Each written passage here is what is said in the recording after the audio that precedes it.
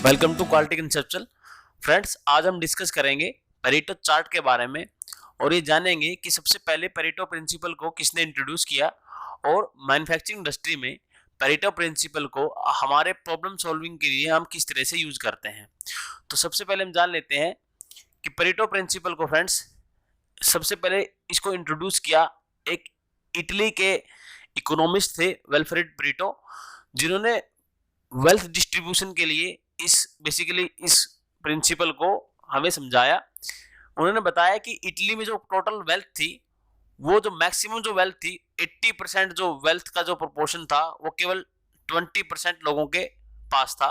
Means जो maximum wealth थी Italy की वो केवल 20% लोगों के पास थी, और जो लेटर ऑन 20% जो वेल्थ जो हमारे पास लेफ्ट आउट थी वो केवल इटली के 80% लोगों के पास थी। मींस 80% जो वेल्थ है वो 20% लोगों के पास थी, और जो 20% वेल्थ बची है वो बाकी 80% लोगों के पास थी। और इस तरीके से इसको हम 80-20 रूल यहाँ पे बोलते हैं। इसको एक एग्जांपल के थ्रू समझ लेते हैं कि जैसे मेरे पास यदि मैं टोटल पॉपुलेशन को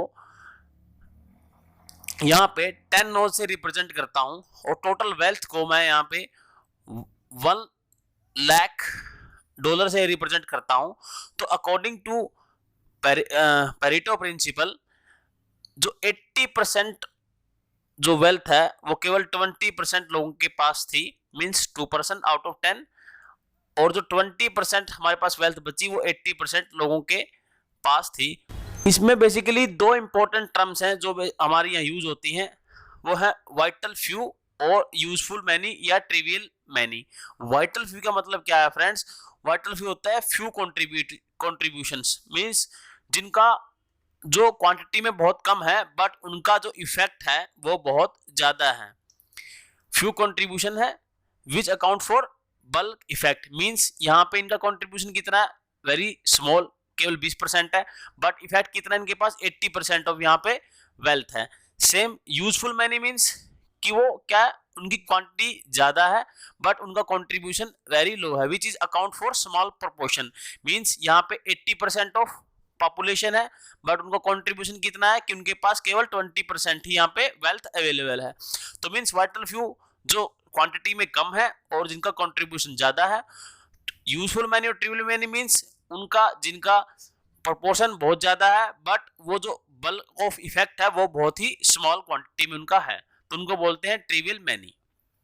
letter on doctor Joseph Juran आए तो उन्होंने कहा कि जो पेरेटो प्रिंसिपल है वो यूनिवर्सल प्रिंसिपल है, और आप उसको हमारी कई प्रॉब्लम सॉल्विंग एक्टिविटी में हम इसको यूज कर सकते हैं, अपने इंप्रूवमेंट एक्टिविटी में इसको हम सम्मिलित कर सकते हैं। तो उन्होंने बताया कि हम root cause and corrective action में किस तरीके से इस प्रिंसिपल का यूज करके हम इंप्रूवमेंट ले सकते हैं।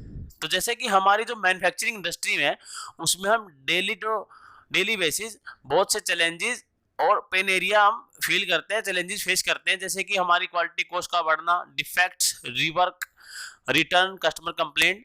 तो उन्होंने बताया कि जितने भी हमारे पेन एरिया है इनको सपोर्ट करने के लिए बहुत से कंट्रीब्यूटिंग फैक्टर होते हैं, और जब इन कंट्रीब्यूटिंग फैक्टरों को हम स्टडी करेंगे तो हम ये देखेंगे कि कुछ ही जो वाइटल फ्यू जो फैक्टर्स हैं जो कि इन जो हमारे पेन एरिया हैं या जो हमारे चैलेंजेस हैं उनके कंट्रीब्यूशन में जिनका बहुत ज्यादा योगदान है। यदि हम वाइटल फ्यू पे वर्क करेंगे तो हमारी 80% ऑफ प्रॉब्लम्स वहां पे रिजोल्व हो जाएगी। तो इसी प्रिंसिपल का यूज करते हुए हम यहाँ पे अपना इंप्रूवमेंट एक्टिविटी को गो ऑन कर सकते हैं, लीड कर सकते हैं और अपनी प्रॉब्लम को कम कर सकते हैं। इसको हम दूसरे तरीके से भी समझ सकते हैं कि जैसे यदि हम किसी पर्टिकुलर टास्क पे काम करते हैं और एक पर्टिकुलर हम रिजल्ट अचीव करते हैं, तो जो हमारा रिजल्ट है उसका 80% ऑफ रिजल्ट केवल हमारे 20% जो हम वर्क करते हैं कंप्लीट प्रोजेक्ट में उससे आता है।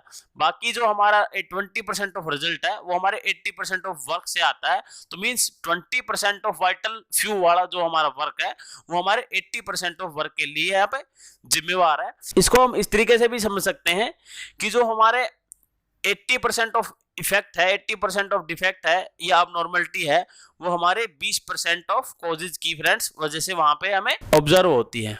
जैसे कि हमने एक ग्राफ के जरिए आपको दिखाया है कि जो हमारे 20% ऑफ हमारे कॉजेज हैं हमारे पर्टिकुलर प्रोसेस में, वो हमारे जो 80% ऑफ डिफेक्ट है या 80% ऑफ हमारा जो इफेक्ट है पर्टिकुलर किसी एक्टिविटी में, उसके लिए यहाँ पे जिम्मेवार हैं। तो फ्रेंड्स, जैसा कि हमने आपको यहाँ पे पिक्टोरियल व्यू से दिखाया है कि जो पर्टिकुलर प्रोसेस है हमारी, ये पर्टिकुलर जो ऑपरेशन है, जो 20% ऑफ जो हमारे वाइटल फ्यू कॉजेज हैं वो कंट्रीब्यूट करते हैं 80% ऑफ हमारे इफेक्ट पे या हमारे पर्टिकुलर रिजल्ट पे। तो यदि कि आप किसी पर्टिकुलर पेरेटो चार्ट को देखोगे तो आपको इस तरह से दिखाई देगा। इसमें जो हमारी हॉरिजॉन्टल लाइन रहती है उस पे हमारे क्या रहते हैं, कंट्रीब्यूटिंग फैक्टर्स, जिनको हमने कैटेगराइज करते हैं फैक्टर्स। और जो हमारा वर्टिकल वाई एक्सिस है इसमें हमारी रहती है quantity I, number of observation, number of times वो चीज हमें ऑब्जर्व हुई है, एंड क्यूमुलेटिव फ्रीक्वेंसी को इस तरीके से हम लाइन ग्राफ से यहाँ पे रिप्रेजेंट करते हैं। तो जो हमारे वाइटल फ्यू फैक्टर्स होते हैं फ्रेंड्स, जिनका भी मैक्सिमम हमारा कंट्रीब्यूशन रहता है, उनको हम कैटेगराइज करते हैं।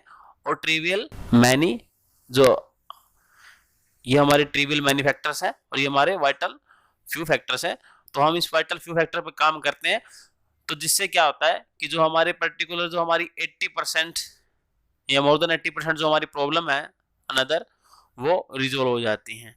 तो इसका रिजल्ट क्या रहता है, बिफोर क्या था, ये हमारा वाइटल फ्यू फैक्टर था।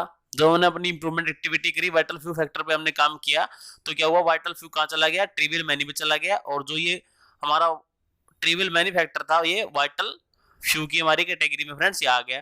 तो इस प्रकार हम इम्प्रूवमेंट बाय इम्प्रूवमेंट हमारे जितने भी पेन एरिया हैं या चैलेंजेस हैं उनको क्या कर सकते हैं, इम्प्रूव कर सकते हैं या एलिमिनेट फ्रेंड्स यहाँ पे हम कर सकते हैं। नेक्स्ट आता है कि इसकी टर्म्स एंड डेफिनेशन क्या है। ये हम पहले ही डिस्कस कर चुके हैं कि जो हॉरिजॉन्टल एक्सिस है उसमें हम फैक्टर्स को लेते हैं जिनको हम कैटेगराइज करते हैं, एंड जो हमारा डाटा है उसको हम डिसेंडिंग ऑर्डर में पर्टिकुलर कॉलम में हम अरेंज करते हैं।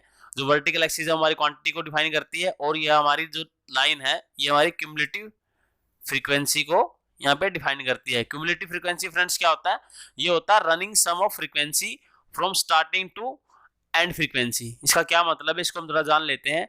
कि जैसे हमने यहाँ पे टेबल दिखाया, हमने जो वेल्ड डिफेक्ट है उन डिफेक्टों को यहाँ पे एक डाटा इकट्ठा किया है और उनको रीअरेंज किया है। तो आप देख सकते हैं जितना हमारा डाटा है और उसकी पर्टिकुलर फ्रीक्वेंसी है वो डिसेंडिंग ऑर्डर में हमने यहाँ पे अरेंज की है। ये हमारे क्या है, मैक्सिमम फ्रीक्वेंसी स्पेक्टर, और ये हमारी minimum frequency welding miss. Cumulative frequency ये क्या है, रनिंग सम होता है फ्रीक्वेंसीज का। जब से हमने बताया कि जैसे 30 फ्रीक्वेंसी, नेक्स्ट अनइवननेस की 12 फ्रीक्वेंसी है, 30 plus 12 is equal to 42, 42 plus 7 is equal to 49। तो इस तरीके से हम हमारी एंड फ्रीक्वेंसी 1 है इस पे पहुंच जाते हैं, और टोटल फ्रीक्वेंसी लास्ट फ्रीक्वेंसी सम हो गया हमारा 71। और टोटल जो फ्रीक्वेंसी का सम अप है यदि हम इसको जोड़ेंगे तो हमारा क्या आता है, total sum frequency is equal to 71। और नेक्स्ट आता है परसेंटेज। परसेंटेज क्या फ्रेंड्स, की पर्टिकुलर जो फ्रीक्वेंसी है, क्यूमुलेटिव फ्रीक्वेंसी हमारी है, टोटल फ्रीक्वेंसी का 71 जो हमारी टोटल फ्रीक्वेंसी का कितना परसेंटेज है उसको हम यहाँ इस तरीके से निकालते हैं। और इसका फार्मूला क्या है, cumulative frequency divided by total frequency sum. जैसे कि यहाँ पे दिखाया मैंने 30 डिवाइडेड बाई 71 इंटू 100, तो यहाँ पे उसका 42% फ्रेंड्स यहाँ पे हमारा निकल के आ जाएगा। तो इस तरीके से हम पर्टिकुलर डिफेक्ट को डिसेंडिंग ऑर्डर में अरेंज करते हैं, फ्रीक्वेंसी डिफाइन करते हैं, क्यूमुलेटिव फ्रीक्वेंसी को बनाते हैं, और यहाँ पे क्यूमुलेटिव फ्रीक्वेंसी के हिसाब से परसेंटेज यहाँ पे डिफाइन करते हैं। तो फ्रेंड्स ये लास्ट है, यदि आप किसी पेरेटो चार्ट को बनाते हैं तो इस तरीके से आपको दिखाई देता है, जिसमें बार ग्राफ, लाइन और हमारे जो पर्टिकुलर जो कंट्रीब्यूटिंग फैक्टर्स हैं vital few and trivial many वो आपको दिखाई देंगे। जैसे कि इसमें दिखाया गया है कि स्पेक्टर, अनइवननेस और बर्न मार्क हमारे क्या हैं, ये हमारे वाइटल फ्यू फैक्टर्स हैं। ये क्या है, वाइटल फ्यू, और ये जितने बचे हुए हमारे जो फैक्टर हैं कंट्रीब्यूटिंग वो है ट्रिवियल मैनी। तो हम क्या करते हैं, वाइटल फ्यू फैक्टर्स को आइडेंटिफाई करते हैं और उनको देखते हैं कि किस वजह से हो रहे हैं, उनका रूट को एनालिसिस करते हैं और उन पे एक्शन लेते हैं, जो कि क्या होता है हमारा करेक्टिव एक्शन, और उनको मिनिमाइज करते हैं, डिक्रीज करते हैं, या पॉसिबिलिटी हो तो उसको एलिमिनेट भी हम वहाँ पे अपने एक्शंस के थ्रू वहाँ पे करते हैं, जिससे कि हमारी प्रोसेस वहाँ पे इम्प्रूव हो सके। तो इस तरीके से हमारा जो पेरेटो चार्ट है वो आपको दिखाई देगा, और क्यूमुलेटिव फ्रीक्वेंसी आप यहाँ पे देख सकते हैं, परसेंटेज में हमने डिफाइन कर किया है, जो कि सेकेंडरी एक्सेस पे हम फंक्शन के थ्रू इसको यहाँ पे दिखाते हैं। नेक्स्ट है sir the approach. Friends, Pareto analysis करने से पहले जो सबसे इंपॉर्टेंट हमारी जो अप्रोच रहती है वो है डाटा कलेक्शन, क्योंकि एक पेरेटो चार्ट को बनाने के लिए हमें चाहिए डाटा। तो हमारी पर्टिकुलर प्रोसेस का जो डाटा हम कलेक्शन करते हैं वो सबसे इंपॉर्टेंट टर्म है, क्योंकि यदि आपके डाटा में एक्यूरेसी नहीं होगी तो आपकी जो पेरेटो एनालिसिस है वो आपको डिजायर्ड या जो आपका एक्सपेक्टेड रिजल्ट है, जो एनालिसिस है वो आपकी सही तरीके से नहीं आएगी, वो आपका रिजल्ट नहीं दे पाएगा, जो कि इसका पर्टिकुलर वर्क के लिए हम इसको यूज कर रहे हैं। तो आपको डाटा कलेक्शन के समय आपकी पर्टिकुलर डाटा की एक्यूरेसी को मेंटेन करने के लिए आपको जो इंपॉर्टेंट टर्म्स हैं कि आपकी मैन या मटेरियल, इंस्ट्रूमेंट, मेथड, ये सब चीज़ों पर आपको खास ध्यान देने की ज़रूरत है, क्योंकि यही सब टर्म्स हैं कि आपके डाटा की जो एक्यूरेसी को वहाँ पे मेंटेन करती हैं, कि हमें मेंटेन इंश्योर कर लेना चाहिए कि जो पर्टिकुलर डाटा कलेक्शन हम एक्टिविटी कर रहे हैं वो स्किल मैन पावर के थ्रू हो, और जो उसका इंस्ट्रूमेंट यूज हम कर रहे हैं वो ओके हो, और जो डाटा कलेक्शन की एक्टिविटी है वो हमारी ओके हो, और क्या करें हम real time data, friends real time data वहां पे हम कलेक्ट करें।